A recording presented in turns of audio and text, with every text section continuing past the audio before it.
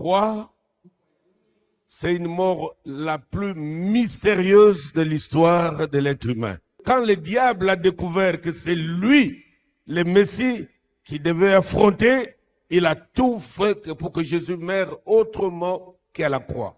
Il est allé voir la femme de Ponce Pilate.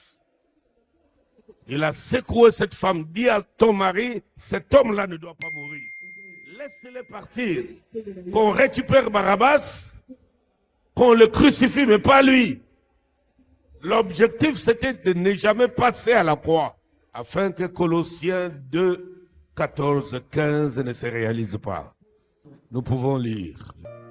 Il a effacé l'acte dont les ordonnances nous condamnaient et qui subsistait contre nous.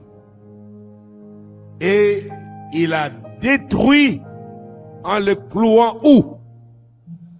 C'est là que le diable ne voulait jamais voir cet homme à ce lieu-là. Il savait que si cet homme mourait à la croix, on était fini de lui. 15. Il a dépouillé les dominations, les autorités. Il les a livrés publiquement en spectacle, en triomphe. Dans les 1/3 des anges qui avaient écouté les discours du diable dans le ciel, qui étaient précipités, ils sont des myriades et des myriades. C'est pourquoi dans ton seul corps, là, tu peux avoir même 50, même 2000 démons. Et Christ devait les amener à la croix en le clouant là-bas. Et ils croyaient que Christ était humilié à la croix. Or, c'est le contraire qui se passait. C'est eux qui étaient humiliés à la croix.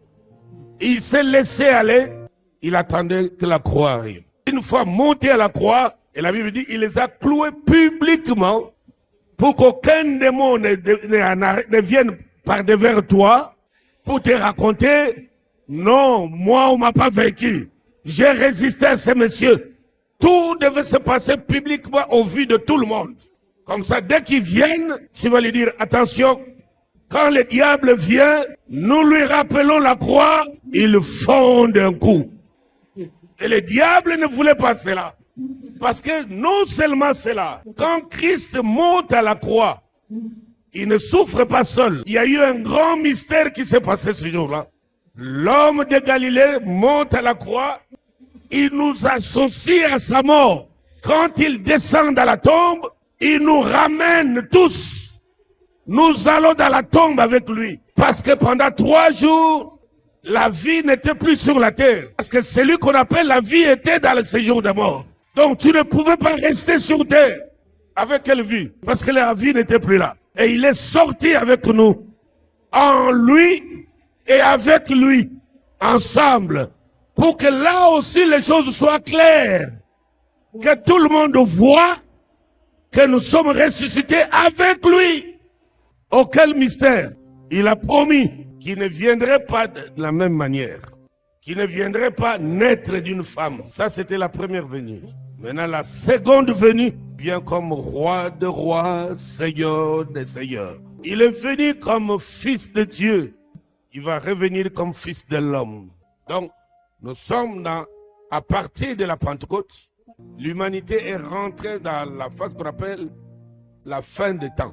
La fin des temps, ce n'est pas maintenant. Maintenant, nous sommes dans le temps de la fin. Parce que le temps, c'est la prophétie. Mais Dieu, qui intervient en faveur de l'homme, il est dans l'éternité. C'est pourquoi nous l'appelons l'éternel. Maintenant, comme il sort de l'éternité, maintenant, il devait partir, préparer la place. Pourquoi préparer la place? Parce que le temple céleste et le temple terrestre devaient être purifiés de la même manière. Le temple terrestre, c'est toi. Tu devais être purifié par le sang. Et le temple céleste devait aussi être purifié de la même manière. Numéro 1, il y a 2 raisons pour l'ascension de Christ. Christ est monté au ciel pour confirmer que sa mission sur la terre a été parfaitement accomplie. C'est pour cela les armées célestes sont venues le prendre en escorte. Certainement que ces êtres célestes ont remarqué les cicatrices. Quand nous l'avons accompagné, il n'avait pas ça. Maintenant qu'on vient les récupérer, nous voyons les marques de clous. C'est que la mission a été accomplie. Deuxième raison de l'ascension. Pourquoi Christ retourne au ciel? C'est pour aller achever le travail du tabernacle céleste. Il y a beaucoup de choses qui étaient devenues en désordre. Alors que la Bible dit Dieu est un Dieu d'ordre. Et la Bible te dit il y a eu guerre dans le ciel. Avec des armes plus que conventionnelles. Ce n'est pas un combat ni une bataille.